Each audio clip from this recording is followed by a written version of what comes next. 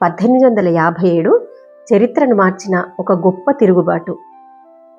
మీరట్లో సైనికులకు ఒకరోజు వాడడం కోసం కొన్ని కొత్త తూటాలను ఇచ్చారు.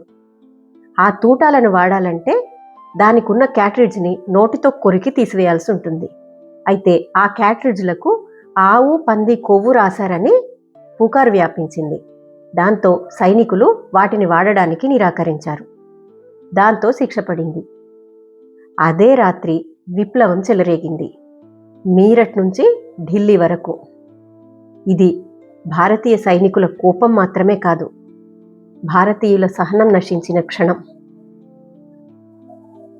దీన్ని తీవ్రంగా వ్యతిరేకించిన మొదటి వ్యక్తి మంగల్ పాండే.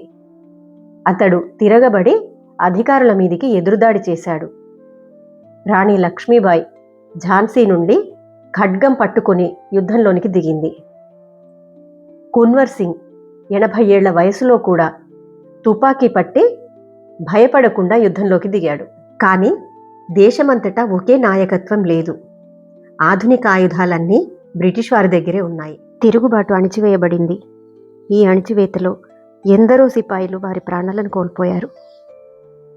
మంగల్ పాండేను ఉరితీశారు.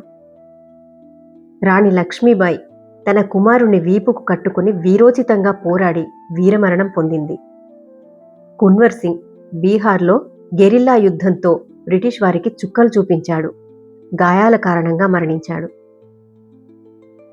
1857 విప్లవం విఫలమైంది, కానీ చరిత్రలో అదొక మైలురాయిగా నిలిచిపోయింది.